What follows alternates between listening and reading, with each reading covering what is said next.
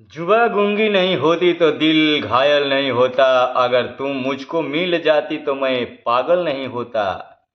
बोल के तना दीन लागी हमके आजमावे में। बोल के तना दीन लागी हमके आजमावे में। जिंदगी गुजर जाई रूठही मनावे में। जिंदगी गुजर जाई रूठही मनावे में। प्यार तोहसे करिले तोहरे पे मरिले। और कुछ दिन यहाँ रुकने का बहाना मिलता। इस नए शहर में कोई दोस्त पुराना मिलता। मैं जो कुछ था, जितना भी था भी मिट्टी था। तुम मुझको ढूंढते तो खजाना मिलता। आज भर ठहर जाओ। प्यार तोहसे करिले तोहरे पमरिले।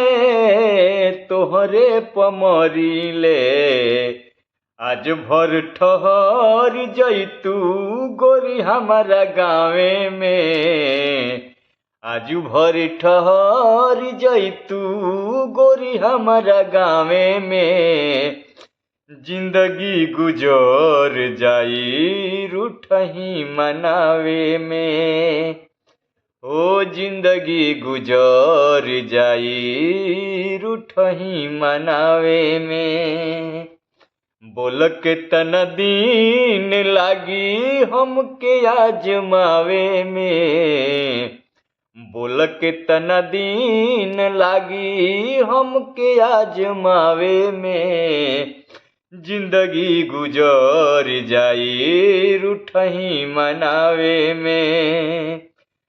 अरे आज भर ठहर जैतू गोरी हमारा गाँवे में।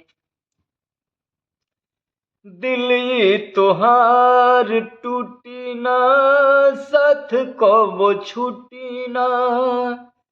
दिल तोहार टूटी ना साथ कबो छूटी ना।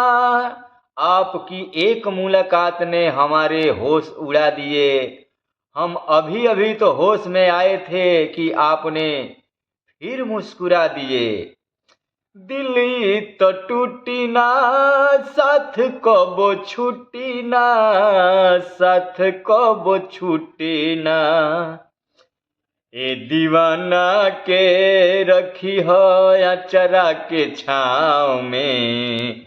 ए दीवाना के रखी हो अचरा के छाँव में।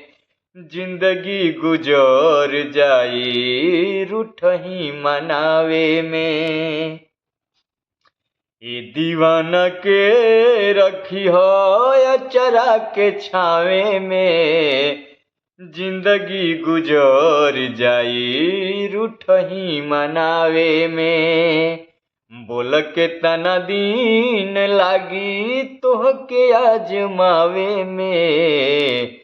बोल के तना दीन लागी हमके आजमावे में।